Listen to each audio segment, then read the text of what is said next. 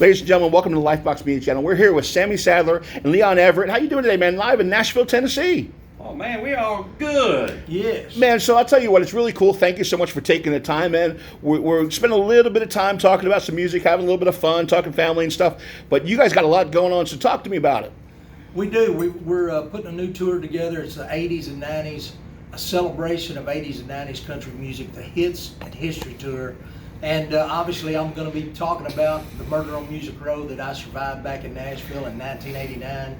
Leon's going to be talking about his years spent at RCA and all the stuff that happened there. In the 80s. Yes. I'm the 80s guy, he's the 90s guy. You know, and you were on the show not long ago on Lifebox Media Channel Radio Podcast, and I appreciate you taking the time then, sir. too. And it was a great show, and everybody really enjoyed it. I'll tell you, we got responses from, Germany and Hong Kong and Taiwan and Great Britain. So, big shout out to all our fans out there, Yes. too, That's awesome. But, our listeners, when we get responses for things like your story on, downtown Nashville back in the day, and all of a sudden, all these things happen. Give us a little taste of that, please. Well, man, my career started back in the late 80s, and I had a record deal, and by 1989, I was on my sixth single, working on my first album. We had the O. Aaron Neville song, Tell It Like It Is, out, and that was Great my song. fastest rising single. But then tragedy struck us on March 9th, 1989, and my friend Kevin Hughes was a chart manager for Cashbox magazine, and he was in charge of where the top 100 records move on the charts. And we were coming out of my record company's office, getting in his car, and all of a sudden, out of nowhere, I got shot. Kevin did a barrel roll, started running back up 16th Avenue. The guy went after him. I heard the shots. They ended up, one of them hit Kevin, he fell.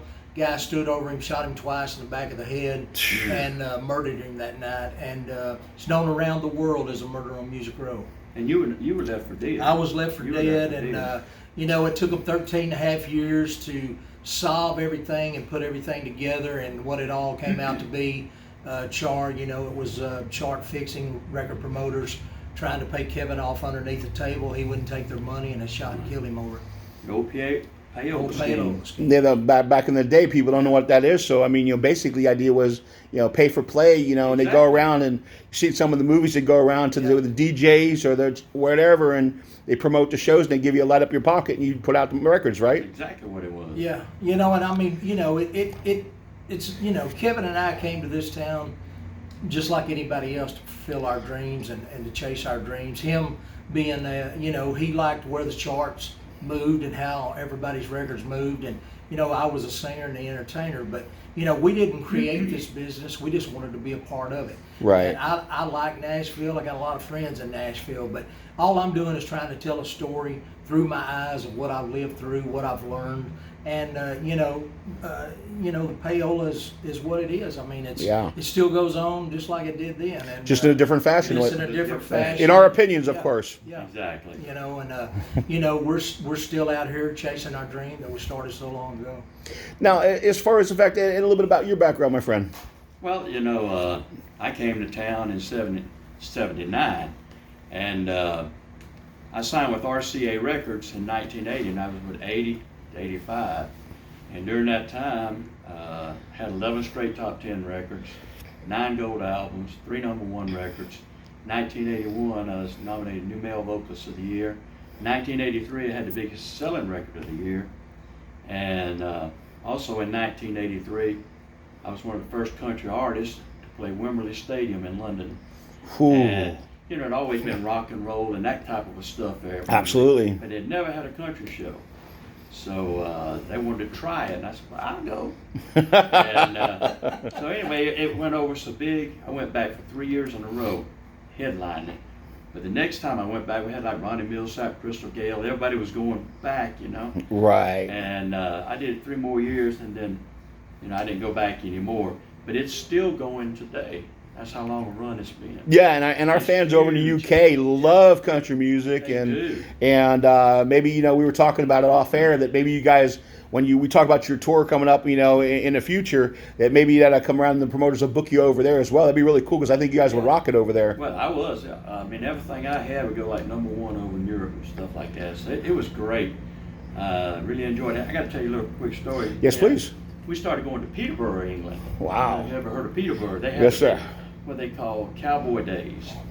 And the first time they booked us up there, these cowboys, it's the Cowboy Days, and they come out. I mean, the women dress up just like the old, wagon train days. Right. That's what it looks like, wagon trains, and everybody's out there.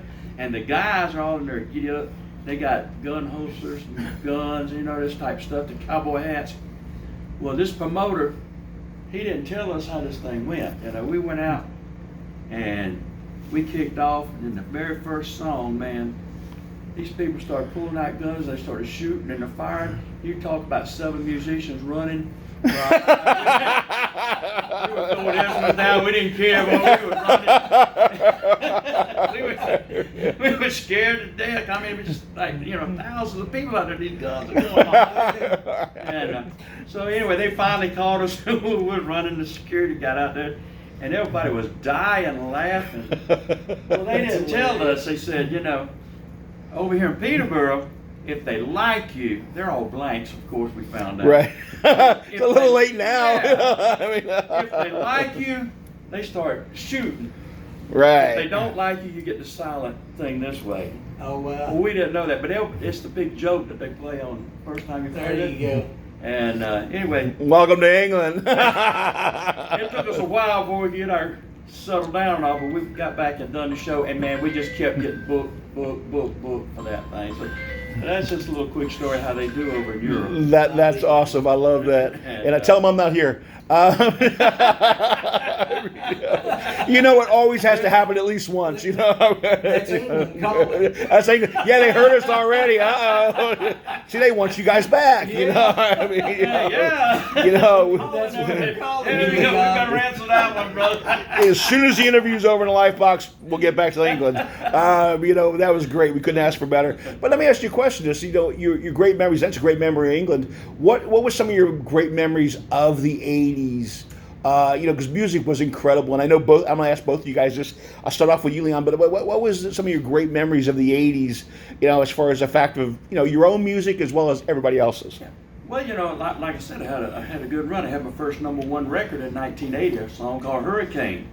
And, there's cover bands that's recording it all again now. So, but my career just took off.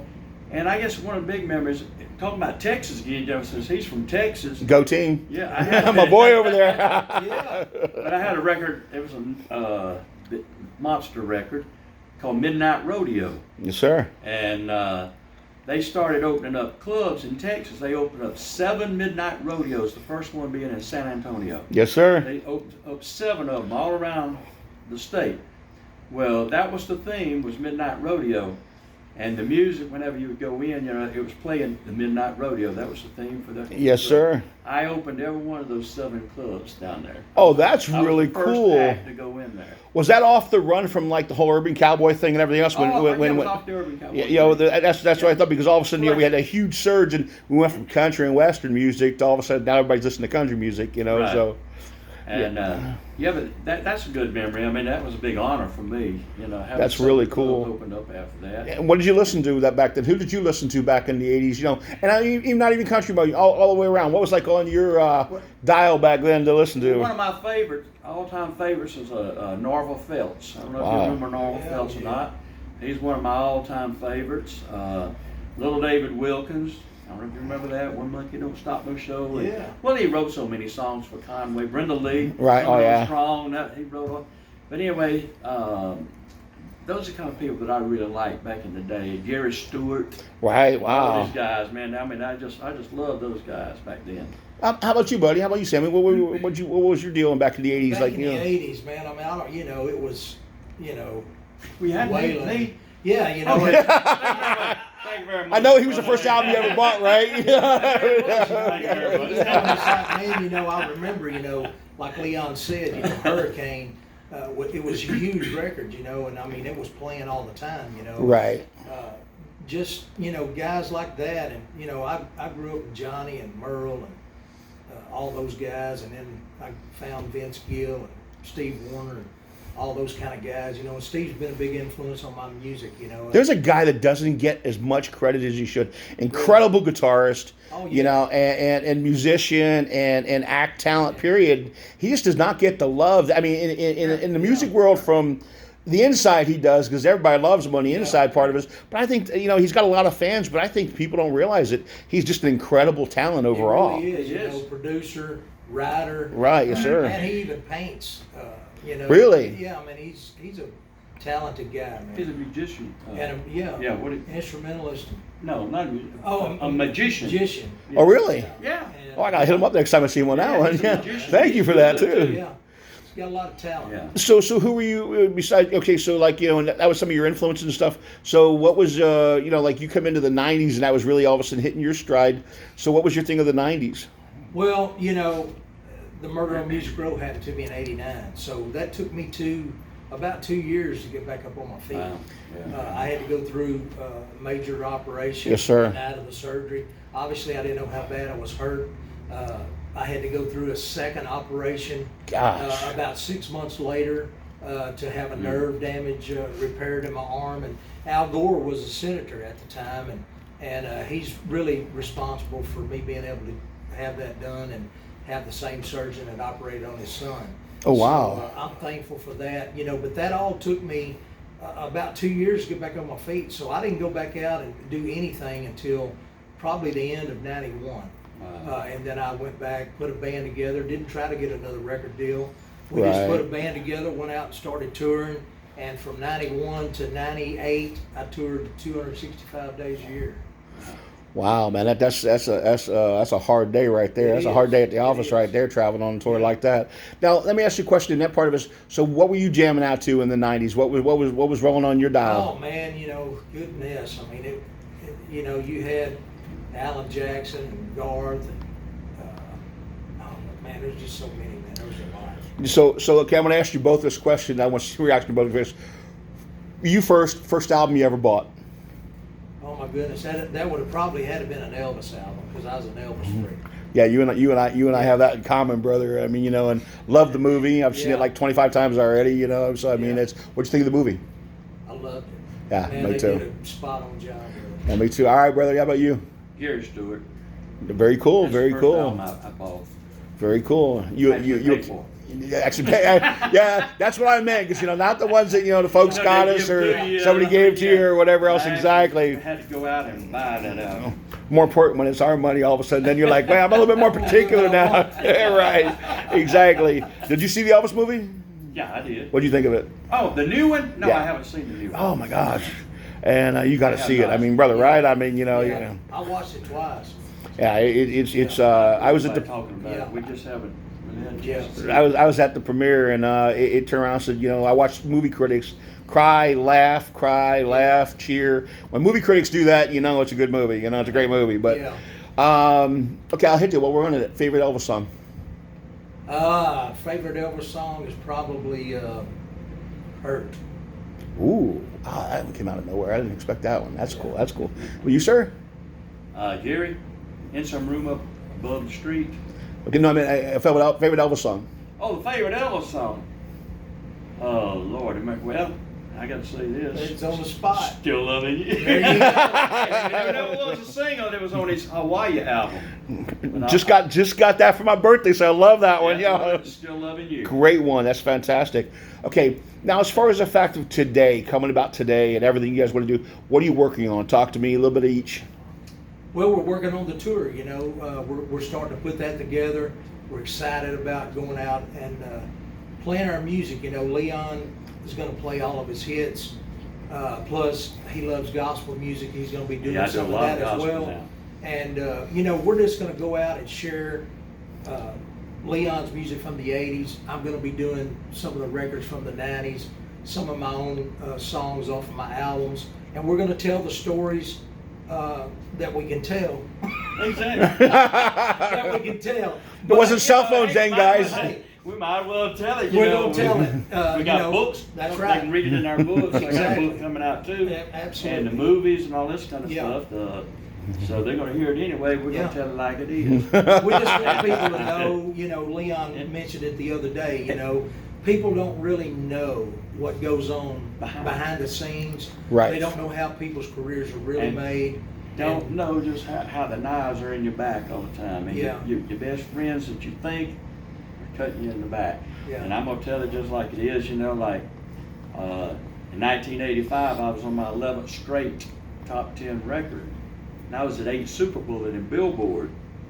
And me and the heads of RCA Records got into it. That happens. Yeah, tempers got flared, you know, things gets heated. And you know, back then, it was the logo was the nipper of the dog. Right, with the right. photograph Yes, thing. sir. Well, that was the logo. Well, me and my big mouth, you know, I got into it, and I just told them what they could do with nipper the dog. You know? You're making friends. And we're gonna tell all this out on the truck. I mean, Yeah. people they want to know really what happened. Absolutely. And then the very next week, I always tell people I either got fired or I quit. I don't really know which one it was, because the very next week I wasn't even in the top 100 in Billboard. That's just how the music industry can control exactly what you're listening to on the radio. Yeah. They control that. And that, I mean, my record went from 8 Super Bullet to not even in the top 100. I got blackballed, and my career was over in 1985, just like that. Yeah. And then you get blackballed because, you know, you're at RCA, and then what happened over there, it's all in the streets. Now, everybody's scared. Right. Nobody wants to offend the next person, and it goes on, Exactly. whisper down the lane type deal. Well, I say it like this. I said, you know, it's funny, and I see all these people, nothing against them, but, you know, Elvis had 3 Grammys alive, you know, with all those hits and all those years. Beatles only have less than half a dozen, I think it is, you know, or it was, you know. How that's even possible, and Elvis's only were in gospel. Yeah. So, you know, how do you have, you know, the 2 biggest draws of all time, the greatest entertainers of all time, and you don't have, you know, they don't have 12 Grammys between them, you know, and Yeah. one of them Elvis got when he was dead. So I definitely understand that, you know, Exactly. but at the same And that's time, what we're going to do on this tour. right, We're going to do the music. We're going to do the something like music. that. Yeah. But we're also going to tell exactly what these people don't hear. Yeah. All they hear is the glory part of it. Right. How about what the artists really go through? Well, I mean, you look at it and sit there and say, like, I say, like, the Justin Bieber money, and nothing against things, he's a hard-working kid, Right. but those contracts are over, you know. Yeah. All of a sudden, here, let me hand you $50 million or whatever else is. Those aren't in existence anymore, and even those were worked to an extent, in our Right. opinions, of course. Yeah. And I made a face because they can't see mine, you know. But you know, I have to say that for, you know, whatever sake, and but then legalities. But anyway, but the idea is though is that those contracts have coming in and saying, "Oh, Leon, man, I love your music. Let me sign you to $100 million deal tomorrow." Or the Prince deals back in the day, or whatever else. Even Right. Prince had to walk away from his deal, you know, for his own reasons or whatever, and use a symbol for a while and everything else. Those things just don't happen like that. As it is, and you know, and you're hearing more and more of these stories where there'd be New Edition or New Kids on the Block, or even back to the day of the '60s, when tons of artists don't make money from the great songs that we grew up listening to, Yeah, exactly. you know, and they're like, man, where was the money? And you know, and like, Yeah. you sold, you know, 100 million albums. What happened to you? Well, I got, you know, $300,000, or I got $10 million, and you're like, but you sold, you know, I think who was it just said the other day? They said, trying to think, oh, it was. Gosh, I can't think of his name off the top. He's a rapper, and he sit there and said, you know, I had 100 billion plays. You think they could give me $10 million? 100 billion plays. Yeah. And you think they could give me $10 million, you know? And I was like, you know, yeah, that makes sense to me, you know? I mean, that makes sense, you know, because now it's not albums, of course, coming out, Right, but, no. you know, Yeah. but I mean, you know, it's like, man, if you have that many, that's not that much money. You look at all those zeros, you know, and it, Yeah. throw me a bone, you know. I mean, Yeah. you know, throw me a bone to that. And not, you know, now you have to make your, correct me if I'm wrong, both of you, you have to make your money on tour now and That's it. merchandise. That's the only Merchandise. You know, That's the only way. For us, that's Merchandise the and only way ticket we can prices, do it. that's it. But those You're guys, not making nothing on airplanes, No. ain't none of this stuff. but all of the guys today, if you're signing record deals today, you're doing a 360 deal with those guys. Right. They want your merchandise. You don't even own your own website anymore. So, Right.